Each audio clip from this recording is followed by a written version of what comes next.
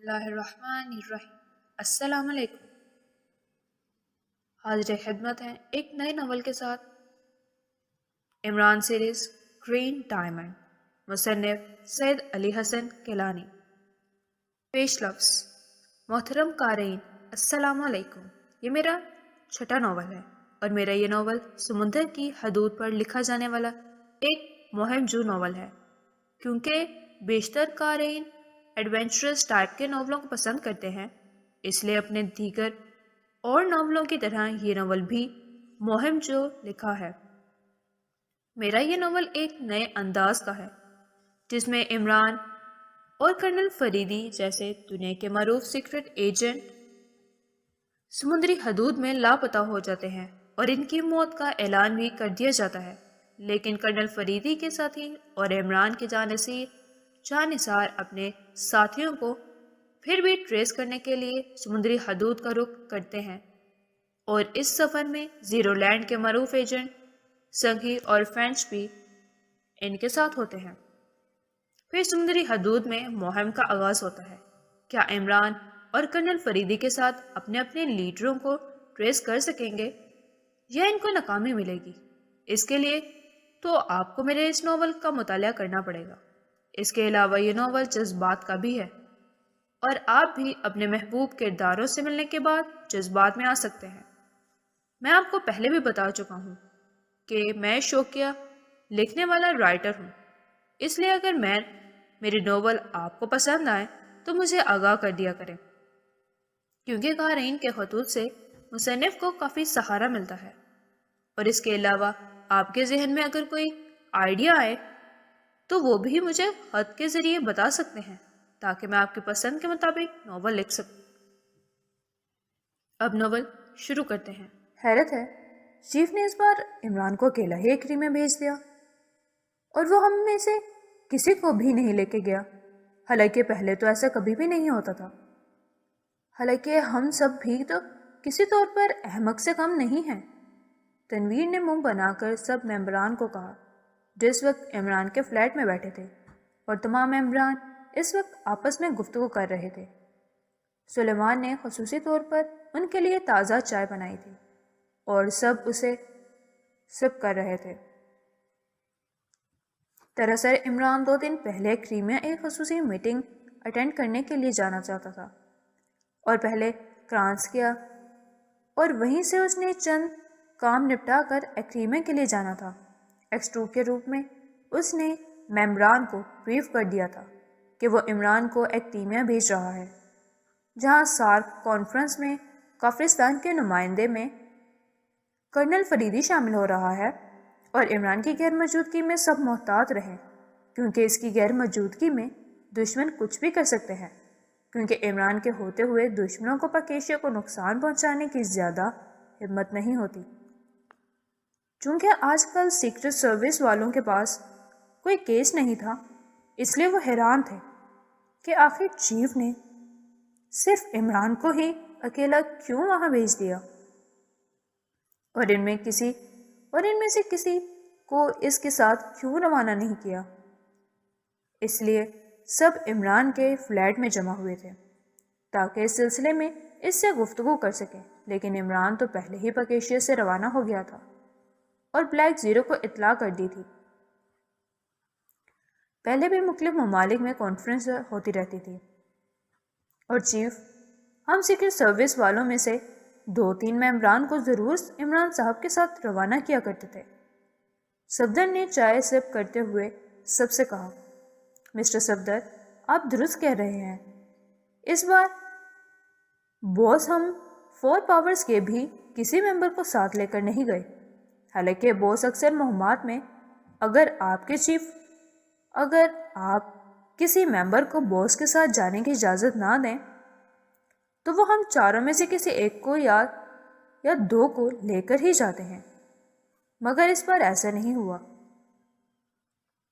Tiger نے صفدر کی طرف دیکھ کر کہا، کیونکہ اتفاق سے ٹائیگر، رابرٹ اور جوزف جو بھی عمران سے ملنے اسی دوران نہیں آئے تھے، اور وہ بھی سیکرٹ سروس کے ممبران کے ساتھ ہی بیٹھے تھے، اور اگر یہاں صرف جوزف اکیلا عمران سے ملنے آتا تو سلیمان اسے پانی تک نہ پوچھتا، لیکن ٹائیگر اور خاص کر رابرٹ کی موجودگی میں سلیمان خاموش رہا تھا اور اس کو بھی چائے اور دیگر لوازمات پیش کیے تھے۔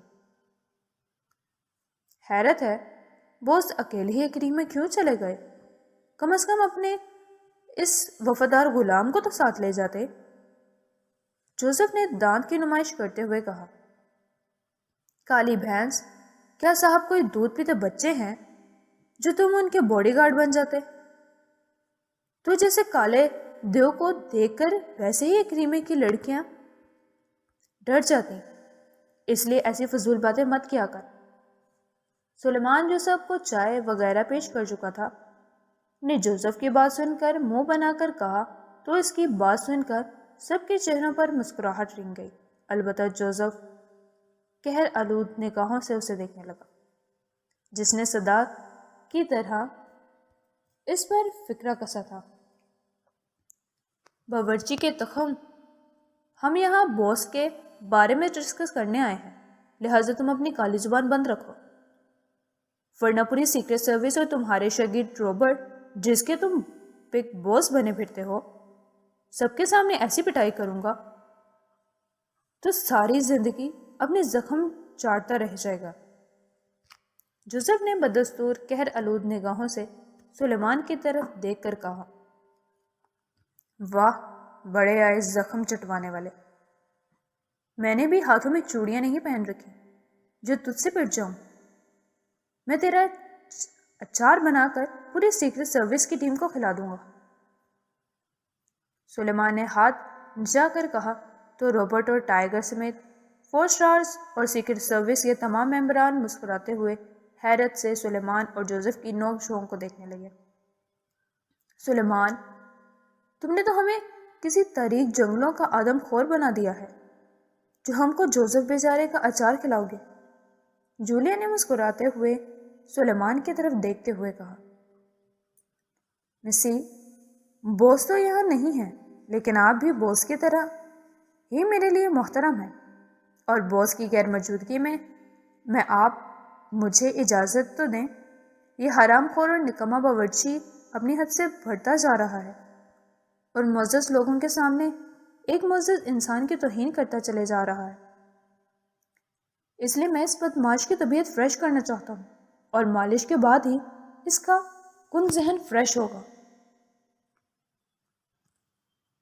جوزف نے کھڑے ہوتے ہوئے جولیا سے اجازت مانگی۔ واہ، بڑے آئے مالش کرنے والے، شکل سے تم واقعی مالش کرنے والوں کے خاندان سے ہی لگتے ہو۔ اگر مالش کرنے کا اتنا ہی شوق ہے تو میرے پاؤں کی ذرا مالش کر دو، تمہیں 10-20 روپے بھی دے دوں گا۔ سلیمان نے جولیا کے بولنے سے پہلے ہی جوزف کو چھیڑا، باورچی کے تخم، تیری بدماشیاں اب حد سے بڑھ چکی ہیں، اس لیے اب میں نے کسی کی کوئی پرواہ نہیں کرنی۔ سلیمان نے اشتعال پر جوزف کا دماغ گھوم گیا، اس نے آگے بڑھ کر سلیمان کا گریبان پکڑ لیا۔ مس جولیا، دیکھیں یہ کالا ریچھ دنیا کے مہذب ترین باورچی کی توہین کر رہا ہے، اسے روکیں ورنہ یہ سانڈ میرا بھرکس بنا دے گا، سلیمان نے گھٹی گھٹی آواز میں کہا، کیونکہ سلیمان نے غصے میں آ کر اس کا گلا ہی دبا دیا تھا۔ تمام سیکرٹ سروس کے ممبران رابرٹ اور ٹائیگر ہانکو کی مانند سلیمان اور جوزف کی لڑائی کو دیکھنے لگے، جو عمران سے ملنے آئے تھے۔ عمران تو نہیں ملا تھا، لیکن صدا کے دو ازلی حریفوں کی لڑائی ضرور ان کے سامنے آئی تھی۔ اب جوزف نے سلیمان کی گردن پکڑ کر اسے ایک ہاتھ سے ہی اوپر اٹھا لیا تھا اور سلیمان بیچارہ پھنس گیا تھا۔ رابرٹ، میرے پیارے شاگرد، اس کالی بھینس سے مجھے بچاؤ، ورنہ حسیناؤں کو پٹانے کے عظیم گر بتانے والا تمہارا یہ بگ باس تمام حسیناؤں کو روتا دھوتا چھوڑ کر اوپر چلا جائے گا۔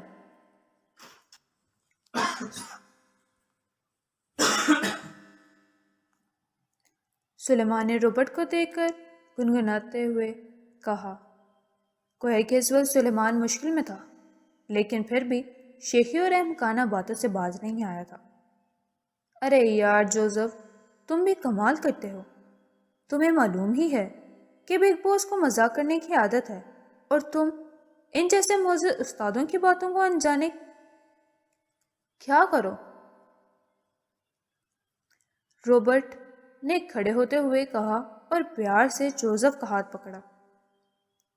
یار کنگ ماسٹر یا کنگ ماسٹر ہو تم میرے دوست، لیکن اس گھامر باورچی کے شاگرد بن بیٹھے. کیا بوس کم تھے جو اس احمق باورچی کے شاگرد بن گئے ہو؟ جوزف نے منہ بنا کر سلیمان کی گردن چھوڑی اور منہ بنا کر کرسی پر بیٹھ گیا. ویسے روبرٹ، تم نے سلیمان کو اپنا بگ باس بنایا ہے کیونکہ عمران جو دوسروں کو زج کرتا ہے، لیکن اس کے اپنے فلیٹ میں ہی عمران کے ہی کان کترنے والا سلیمان ہے جو حماقتوں میں عمران سے بھی دو قدم آگے ہے. تنویر نے مسکراتے ہوئے کہا تو سب ہنس پڑے. اچھا، خیر بات ہو رہی تھی کہ اس بار عمران صاحب اکیلے ہی کانفرنس اٹینڈ کرنے کریمیا گئے اور نہ ہی اپنے فور پاورز کے ممبران میں سے کسی کو لے کر گئے اور نہ ہی ہم سیکرٹ سروس کے ممبران کو کسی میں سے لے کر گئے. آخر عمران صاحب نے ایسا کیوں کیا؟ چوہان نے بات کا رخ پھر اصل موضوع کی طرف لے آتے ہوئے کہا. دیکھیں، ہم سب عمران صاحب کے کریمے جانے پر اعتراض تو کر رہے ہیں، لیکن ہم سب کو معلوم ہے کہ عمران صاحب ہم سیکرٹ سروس کے باقاعدہ ممبر نہیں ہیں، اور ویسے بھی وہ فری لانسر کے طور پر کام کرتے ہیں. اس لیے جیسے ہی اس بار چیف نے ان سے کہا تھا کہ وہ سیکرٹ سروس کے جس ممبر کو ساتھ لے جائیں یا پھر وہ اپنے چاروں ساتھیوں میں سے کسی کو ساتھ لے جائیں، تو اس بار انہوں نے کسی کو ساتھ لے جانے کے بجائے اکیلے جانے کو ترجیح دی تھی.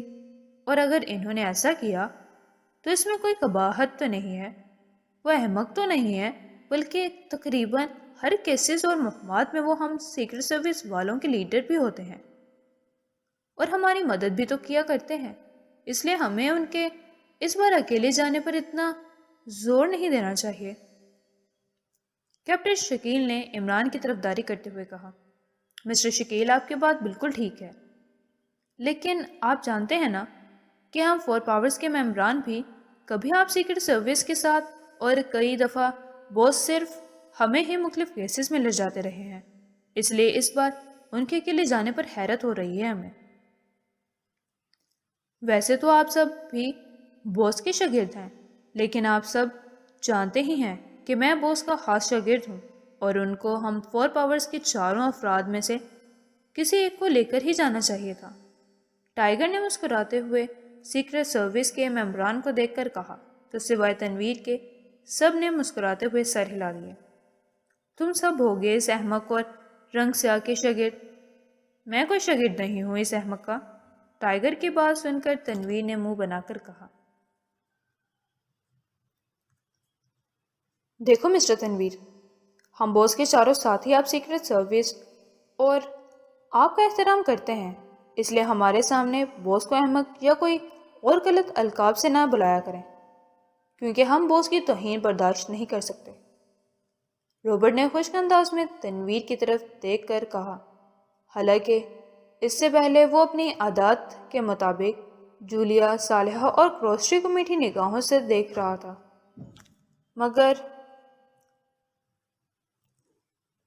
مگر تنویر کی بات سن کر جوزف اور ٹائیگر کی طرح اس کا منہ بھی بن گیا تھا اور اس نے تنویر کو گھور کر دیکھتے ہوئے تنبیہ کیا. کیا کر لو گے تم میرا؟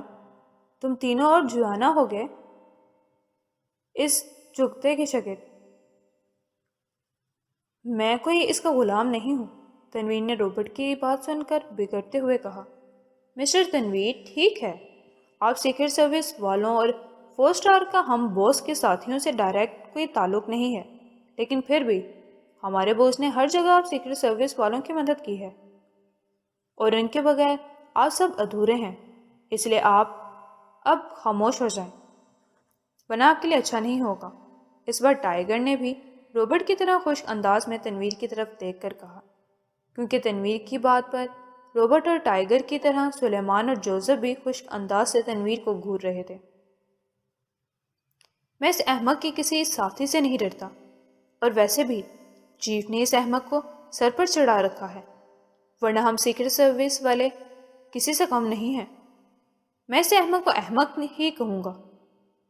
تم کون ہوتے ہو مجھے ٹوکنے والے؟ تنویر نے روبرٹ اور ٹائیگر کی طرف دیکھ کر تیز لفظوں میں کہا۔ مسٹر تنویر، تم بھول رہے ہو کہ یہاں بوس کا غلام بھی موجود ہے، اور وہ اپنے آقا کی توہین کرنے والوں کو زندہ زمین میں گاڑ دیتا ہے۔ اس بار جوزف نے بھی تنویر کی بات سن کر غصے سے کھڑے ہوتے ہوئے کہا، بیٹھ جاؤ جوزف، کیونکہ مس جولیا سمیت سب جانتے ہیں کہ تنویر کسی بھی طور پر صاحب کے دھول کے برابر بھی نہیں ہے، اور اس لیے تو ان سیکرٹ سروس والوں کے چیف بھی ہمارے صاحب پر بھروسہ کرتے ہیں، اور صاحب کی تعریف اس بزدل تنویر کو اچھی نہیں لگتی۔ سلیمان نے بھی منہ بنا کر تنویر کو گھور کر جوزف کو سمجھایا، حرام خور باورچی، تم مجھے تنویر کو بزدل کہہ رہے ہو؟ میں تمہارا وہ حشر کروں گا جسے تم ساری زندگی یاد رکھو گے۔ تنویر نے بگڑ کر کھڑے ہوتے ہوئے کہا تو جوزف کھڑا ہو گیا اور سلیمان کے آگے آ گیا۔ تنویر، اگر تم میں اتنی ہمت ہے تو تم سلیمان کے بجائے بوس کے غلام سے ٹکر لو، پھر میں دیکھوں گا تم کس پانی میں ہو۔ جوزف نے بگڑتے ہوئے کہا۔ تنویر، جوزف، میں کہتی ہوں بیٹھ جاؤ۔ تم دونوں عمران کی غیر موجودگی میں بہرحال میں ہی سیکرٹ سروس کے علاوہ تم فور پاورز کے بھی لیڈر ہو، اور میرا حکم ہے کہ دونوں شرافت سے اپنی جگہ پر بیٹھ جاؤ۔ جولیا نے حالات کو اتنا زیادہ بگڑتے ہوئے دیکھ کر غصے سے گرج کر کہا تو تنویر اور جوزف نے اس کی طرف دیکھا اور خاموشی سے اپنی جگہ پر بیٹھ گئے۔ ہاں مسی، آپ کا حکم میرے لیے بوجھ سے کم نہیں ہے، لیکن آپ مسٹر تنویر کو سمجھا لیں، سلیمان سمیت ہم بوس کے ساتھی اور شاگرد بوس کی توہین برداشت نہیں کر سکتے۔ جوزف نے جولیا کی طرف دیکھ کر کہا، تنویر، تم ایسے ہی گرم ہو جاتے ہو، حالانکہ اس میں کوئی شک نہیں ہے کہ ہم سیکرٹ سروس والے بھی عمران صاحب کے ہی شاگرد ہیں، اور ان کی مدد سے ہی ہم سیکرٹ سروس والے ادھورے ہیں۔ میں بھی تمہیں کہہ رہا ہوں کہ اب تم خاموش ہو جاؤ۔ تمہاری کرم مزاجی اور عمران صاحب سے حسد نے ساری میٹنگ کا ستیہ ناش کر دیا ہے۔ صدر نے تنویر کی طرف دیکھ کر کہا تو اس نے منہ بنا لیا، لیکن اس بار خاموش ہی رہا۔ مس جولیا، آپ فکر نہ کریں، اگر کوئی بھی مسئلہ ہو تو بوس کا یہ خادم کسی جن کی طرح حاضر ہو جائے گا۔ روبرٹ نے ایک بار پھر مسکراتے ہوئے جولیا سے کہا۔ اس کی بات سن کر تنویر قہر آلود نگاہوں سے اسے دیکھنے لگا، لیکن سیکرٹ سروس کے دیگر ممبران اس کو دیکھ کر مسکرانے لگے، کیونکہ وہ سمجھ گئے تھے کہ روبرٹ تنویر کو چھیڑنے کے لیے جولیا سے کہہ رہا ہے۔ روبرٹ، تم یہ بھول رہے ہو کہ یہ مس جولیا ہیں جو ہماری ڈپٹی چیف ہیں، اور عمران صاحب کی دوست بھی۔ کروسٹی نے روبرٹ کو گھورتے ہوئے مصنوعی غصے سے کہا، کیونکہ کروسٹی جانتی تھی روبرٹ عاشق مزاج اور زندہ دل ہے۔ ارے کروسٹی ڈیئر، کیا کروں، تمہاری شکل مس جولیا سے اتنی ملتی ہے کہ تم سے بات کرنے کے بجائے آنکھیں دھوکہ کھانے کی وجہ سے مس جولیا سے بات ہو جاتی ہے۔ روبرٹ نے شرارت سے مسکراتے ہوئے کہا تو سب ہنس پڑے، اور اس بار تنویر بھی مسکرا کر اسے دیکھنے لگا، گویا کہ اس بار عمران صاحب اکیلے ہی میٹنگ اٹینڈ کرنے ایکریما گئے ہیں، لیکن پھر بھی ایکریمیا میں وہ اکیلے نہیں ہوں گے، بلکہ خاص اور خوبصورت ممبران کے ساتھ ایکریمیا میں ہوگی۔ اس بار نعمانی نے مسکراتے ہوئے کہا تو سب نے چونک کر اسے دیکھا، لیکن کیپٹن شکیل اس کی بات سن کر مسکرا دیا۔ کیا مطلب؟ کیا عمران کسی لڑکی سے ملنے کے لیے مجھے یہاں پر کیشیا چھوڑ کر ایکریمیا گیا ہے؟ جولیا نے کہا۔ جی ہاں مس جولیا، اس میں کوئی شک نہیں ہے کہ عمران صاحب ایکریمیا میں کسی صنف نازک سے ہی ملاقات کریں گے۔ صالحہ نے بھی اس بار مسکراتے ہوئے کہا، کیونکہ وہ سمجھ گئی تھی کہ نعمانی کس کی بات کر رہا ہے۔ میں عمران کا خون پی جاؤں گی۔ مجھے بتاؤ، مجھے کون ہے وہ حرافہ؟ کہیں وہ تھریسیا نامراد تو نہیں ہے؟ اس بار جولیا نے غصے سے پوچھا۔ ارے مس جولیا، ایک تو آپ عمران صاحب کے ساتھ بھی کسی بھی خاتون کا ذکر سن کر غصے سے کیوں کھول اٹھتی ہیں؟ حالانکہ جس خاتون کا ذکر ہو رہا ہے وہ کوئی غیر نہیں بلکہ ہماری خاص ساتھی اور دوست ہی ہے۔ اس بار تنویر نے مسکراتے ہوئے جولیا سے کہا۔ اچھا، تو تم سب مس روشی کا ذکر کر رہے ہو؟ اس بار جولیا نے بھی سب کو مسکراتے دیکھا اور وہ سمجھ گئی کہ یہ سب کے صنف نازوں کا ذکر کر رہے ہیں جس سے عمران ملے گا، اور روشی کے ذکر پر سب نے مسکراتے ہوئے سر ہلا دیا۔ تو جولیا بھی مسکرا دی، کیونکہ جولیا جانتی تھی کہ روشی پکیشیا سیکرٹ سروس بننے سے پہلے اور اس کے پکیشیا آنے سے پہلے ہی عمران کی دوست تھی، اور اس کی طرح عمران کو چاہتی تھی۔ لیکن جولیا کے جذبات دیکھ کر روشی ایکڈیمیا چلی گئی تھی اور اس کے بعد مستقل ایکڈیمیا میں ہی سیٹل ہو گئی تھی۔ لیکن ایکڈیمیا میں ہونے کے باوجود روشی جیسی باصلاحیت سیکرٹ ایجنٹ کا ایکڈیمیا میں اچھا خاصا اثر و رسوخ تھا، اور کئی بار وہ ایکڈیمیا رہ کر بھی پکیشیا کے خلاف ہونے والے سازش کا سن کر ایکشن میں آ چکی تھی، اور پکیشیا آ کر سیکرٹ سروس والوں کے ساتھ کام کر بھی چکی تھی، اور ان کے ساتھ اور خاص کر عمران کے ساتھ مل کر پکیشیا کے خلاف ہونے والی سازشوں کو کئی بار ناکام کر چکی تھی۔ لیکن کیس ختم ہونے کے بعد وہ پھر سے ایکڈیمیا ہی چلی جاتی تھی، کیونکہ وہ جان چکی تھی کہ جولیا بھی عمران کے لیے بہت زیادہ جذباتی ہے، اور ایک لحاظ سے اس نے اپنی محبت کو قربان کیا تھا تاکہ جولیا کو کوئی پریشانی ہی نہ ہو۔ اور یہ اور بات ہے کہ عمران جیسے لاابالی شخص کو الفت و چاہت جیسی چیزوں سے کوئی غرض نہیں تھا، اور وہ جذبات سے ہٹ کر اپنی ملک کی خدمت میں مگن تھا۔ لیکن جولیا روشی کی قربانی کو اچھی طرح جانتی تھی، اس لیے جب بھی روشی پکیشیا کا رخ کرتی، جولیا سمیت سب ممبر اس کا دل سے استقبال کرتے اور اس کی عزت بھی کیا کرتے۔ ویسے مس جولیا، مجھے مس روشی سے ملنے کی تمنا ہے، کیونکہ ڈارک ایڈونچر والے کیس میں ان سے مل چکا ہوں، اور وہ بہت تگڑی سی قاسم کی فلوٹی کہیں، یا بابا رستم کی میٹھی آنکھ کہیں زبردست صنف نازک ہیں۔ روبرٹ نے مسکراتے ہوئے کہا تو سب کی اس بات پر ہنسی نکل آئی۔ اس سے پہلے کہ کوئی کچھ بولتا، اچانک جولیا کا سیل فون بجنے لگا۔ جولیا نے اس میں نمبر دیکھا تو چونک گئی۔ واہ حمید بھائی، آپ بھی کمال کرتے ہیں۔ مجھ غریب مریب کے کسی فلوٹی سے تعلقات ہوں، یہ غلط ہے۔ میں صرف مش پالش والی سے دوستی موستی کرنا چاہتا ہوں۔ قاسم نے بے ڈھنگے انداز میں ہنستے ہوئے کیپٹن حمید کی طرف دیکھ کر کہا، لیکن کن اکھیوں سے لیڈی انسپیکٹر ریکھا کو گھور رہا تھا؟ قاسم کی بات سن کر سب مسکرا دیے، لیکن لیڈی انسپیکٹر ریکھا نے غصے سے گھور کر قاسم کو دیکھا تو قاسم نے گھبرا کر اس سے اپنی نظریں پھیر لیں۔ ریکھا، دیکھو قاسم کتنا شریف سا اور خوبرو نوجوان ہے، ایسی وجاہت تو کسی مرد میں ہے ہی نہیں، اور تم اس بیچارے کو گھور رہی ہو، حالانکہ اس نے تم سے چاہت کا اظہار کیا ہے۔ رشیدہ نے شرارت سے مسکراتے ہوئے کہا، میں کیوں اس موٹے گابڑ کی چاہت پر خوشیاں مناؤں؟ تمہیں اس موٹے سے چاہت لڑاؤ نا، انسپیکٹر ریکھا نے بدستور چڑھتے ہوئے کہا۔ ویسے ریکھا، افسوس کی بات ہے، قاسم جیسے خوبرو دنیا کی حسین لڑکیاں یعنی اپنے دوست قاسم پر جان چھڑکتی ہیں، اور قاسم ہے کہ وہ تمہارے گن گا رہا ہے۔ کیپٹن حمید نے بھی مزے لیتے ہوئے انسپیکٹر ریکھا سے کہا، ہاں حمید بتاؤ، تم نے ہم سب کو کس کے لیے یہاں بلایا ہے؟ کوئی خاص کام ہے کیا، یا پھر ویسے ہی بلایا؟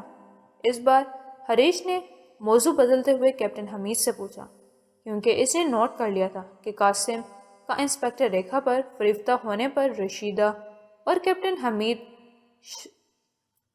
شرارت کے موڈ میں آ گئے تھے اور انسپیکٹر ریکھا کو چھیڑ رہے تھے، اس لیے اس نے بات بدل دی تھی۔ دراصل کرنل فردی ایکریمیا گیا ہوا تھا اور اکیلا ہی گیا، حالانکہ اکثر میٹنگ میں کیپٹن حمید اس کے ساتھ ہوتا تھا، یا پھر کبھی کبھار روزہ اس کے ساتھ ہوتی تھی، اور کبھی انور یا پھر ہریش کرنل فریدی کے ہمراہ ہوتے تھے۔ لیکن ایکریمیا سے طارق کا فون آیا تھا اور اس نے کہا کہ وہ ایکریمیا میں میٹنگ اٹینڈ کرنے کے بعد اس سے بھی ملے، کیونکہ طارق کافی عرصے سے ایکریمیا میں ہی مقیم تھا۔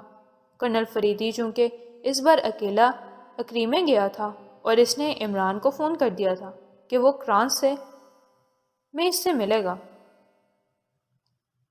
چونکہ عمران نے فرانس میں پکیشہ کے ایجنٹ سے ملنا تھا اور اسے فرانس میں تھوڑا کام بھی تھا، اور کرنل فریدی نے بھی فرانس میں ایک میٹنگ اٹینڈ کرنی تھی، اس لیے دونوں نے فرانس اکٹھا ہونا تھا۔ میں نے تو سنا تھا کہ کرنل صاحب اکیلے ہی ایکریمیا گئے ہیں، کہیں روزہ کو تو اپنے ساتھ ایکریمیا نہیں لے گئے؟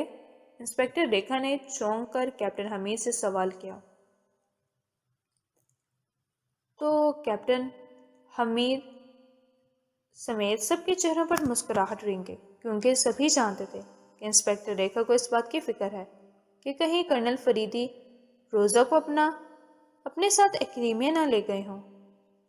دیکھو ریکھا، پہلی بات تو یہ کہ روزہ ایکریمی ہی ہے، لیکن کرنل صاحب اسے کافرستان لے آئے ہیں، اور اگر روزہ کرنل صاحب کے ہمراہ اپنے ملک ایکریمیا جاتی بھی ہے تو اس میں کوئی حرج نہیں۔ لیکن تم فکر نہ کرو، بے شک روزہ یہاں ہمارے ساتھ اس میٹنگ میں موجود نہیں، لیکن روزہ یہیں کافرستان میں ہی ہے، اور ابھی اس میٹنگ میں بھی آ جائے گی۔ کیپٹن حمید نے مسکراتے ہوئے انسپیکٹر ریکھا کو تسلی دی۔ نہیں حمید، میں نے ویسے ہی پوچھا، انسپیکٹر ریکھا نے بات بناتے ہوئے کہا، کیونکہ اس نے دیکھ لیا تھا کہ سب نے اس کے جذبات اور ایک لحاظ سے حسد کو محسوس کر لیا۔ ویسے آپ کو مجھ غریب کے بارے میں کیا خیال ہے؟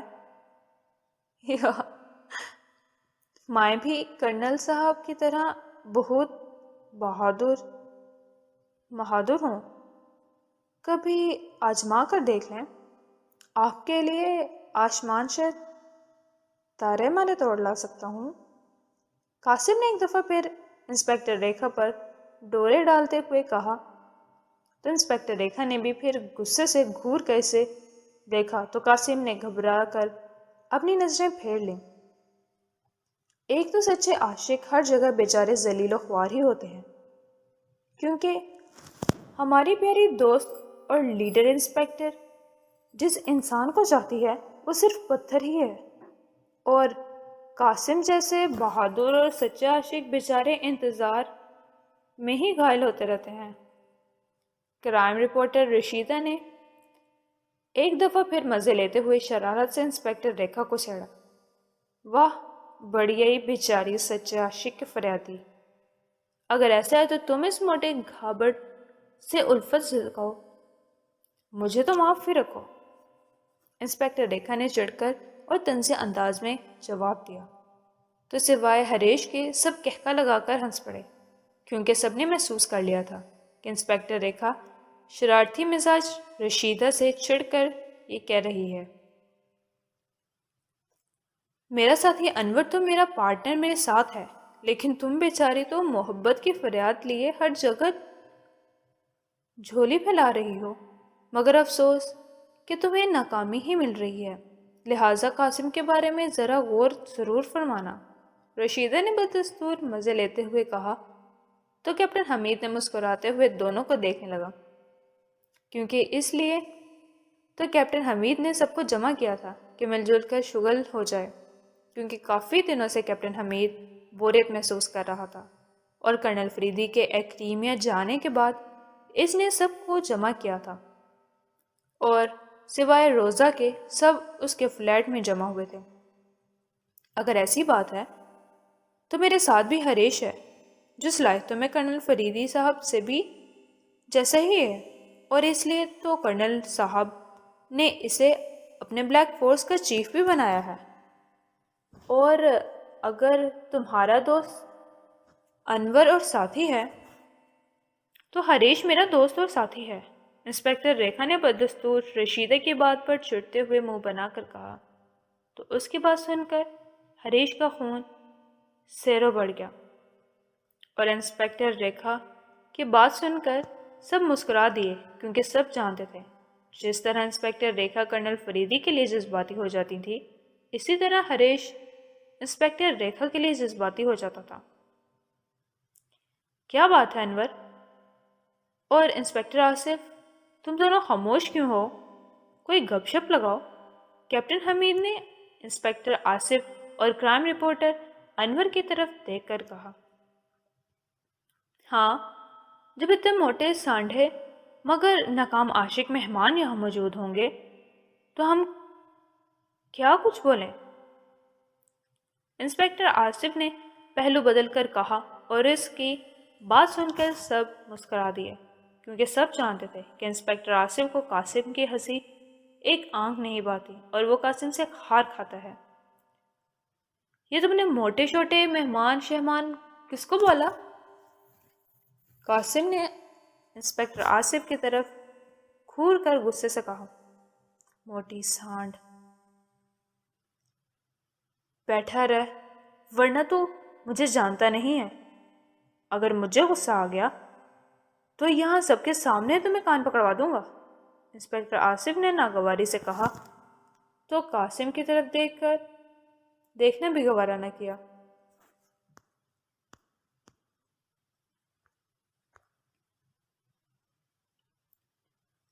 اچھا، اب تم مجھ پہلوان سے مقابلہ کرو۔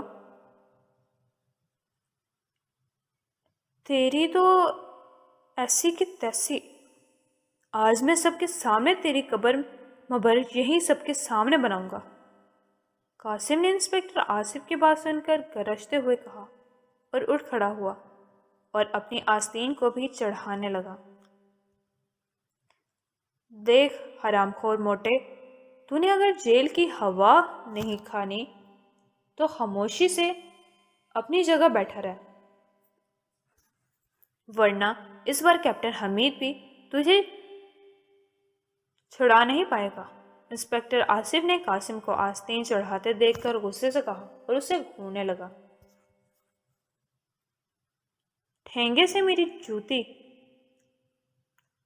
جیسے نکمے پولش والے سے بھی نہیں ڈرتی، قاسم نے گرجتے ہوئے کہا، اور مکہ بنا کر انسپکٹر آصف کی طرف بڑھا۔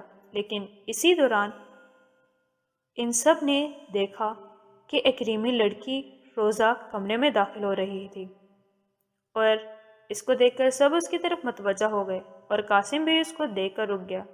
ویسے تو رشیدہ اور خاص کر انسپکٹر ریکھا بھی اچھی خاصی خوبصورت تھی، لیکن ایکریمی لڑکی روزہ بہت ہی حسین تھی، لیکن جتنی حسین تھی اتنی ہی سنجیدہ اور خوش مزاج بھی تھی۔ ہاں کیپٹن حمید، تم نے مجھے کس لیے بلوایا ہے، اور یہاں کس قسم کی میٹنگ اٹینڈ ہو رہی ہے؟ روزہ نے خوش انداز میں کیپٹن حمید سے پوچھا۔ زہ نصیب مس ایکریمیا، آپ کے قدم مبارک، یہاں پہنچے تو ہر طرف بہار اور ہریالی کھل اٹھی ہے، ورنہ یہاں جنگ عظیم شروع ہونے والی تھی۔ کیپٹن حمید نے روزہ کو دیکھ کر نعرہ لگایا۔ روزہ کو دیکھ کر قاسم بھی اپنی جگہ پر بیٹھ گیا، اور انسپکٹر آصف اور قاسم اب محبت پاش نظروں سے روزہ کو دیکھنے لگے۔ اور یہ اور بات ہے کہ رشیدہ اور انسپکٹر ریکھا سے گلے ملنے اور کیپٹن حمید، انور، ہریش اور انسپکٹر جگدیش سے ہاتھ ملانے کے بعد وہ صوفے پر بیٹھ گئی، اور قاسم اور انسپکٹر آصف بیچارے اس سے ہاتھ ملانے کے لیے ہاتھ پھیلاتے ہی رہ گئے اور بیچارگی سے اپنی جگہ بیٹھ گئے، پھر بھی مسکراتے ہوئے محبت پاش نظروں سے اسے دیکھنے لگے۔ ہاں، کیا زمانہ آ گیا ہے، تغریف الفلوٹیاں اب بہت ظالم ہو گئی ہیں۔ قاسم نے بٹنگی ہنسی ہنستے ہوئے بدستور روزہ کی طرف دیکھ کر کہا، ابے موٹے گھابر، تجھے کتنی بار کہا ہے کہ اپنی موٹی زبان بند رکھا کر، ورنہ تیرے بولنے سے کمرے میں بو پھیل جاتی ہے۔ انسپکٹر آصف نے بیزاری سے کہا تو سب بے اختیار اس کی بات پر کہکا لگا کر ہنس پڑے اور خشک مزاج روزہ بھی مسکرا دی، لیکن اس کی بات سن کر قاسم کے بدن میں گویا آگ سے لگ گئی ہو۔ حرام خور انسپکٹر کے بچے، آج میں تجھے نہ ہی چھوڑوں گا۔ قاسم گرجتے برستے ہوئے اپنی کرسی سے اٹھا اور انسپکٹر آصف کی طرف بڑھنے لگا۔ بیٹھے رہو قاسم، بات کا جواب بات سے ہی دیا جاتا ہے، ہاتھ سے نہیں۔ روزہ نے خشک انداز میں قاسم کو ٹوکا تو گرجتا برستا قاسم اس طرح رکا جیسے کھلونے کی چابی ختم ہو گئی۔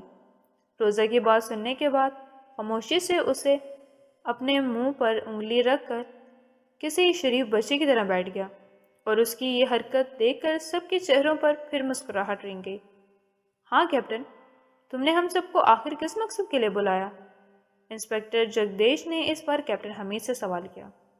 کچھ نہیں، بس ویسے ہی شغل میلے کے لیے، کیونکہ ہم سب کو ایک دوسرے سے ملے کافی دن ہو چکے ہیں، اور کیس نہ ہونے کی وجہ سے میں بوریت محسوس کر رہا تھا، اس لیے آپ سب کو بلوا لیا۔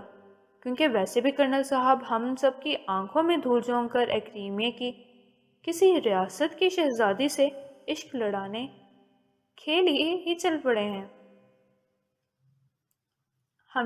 کیپٹن حمید نے مسکراتے ہوئے کہا، یہ شہزادیوں سے عشق لڑانا کرنل صاحب کا شوق یا عادت نہیں ہے، بلکہ یہ تم اور تمہارے دونوں دوست قاسم اور انسپکٹر آصف کے دل کے ارمان ہیں۔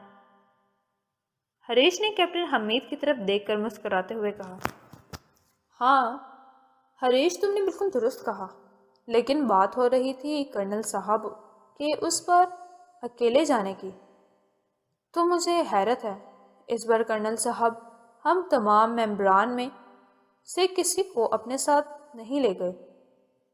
اس بار انور نے بھی اپنی جیب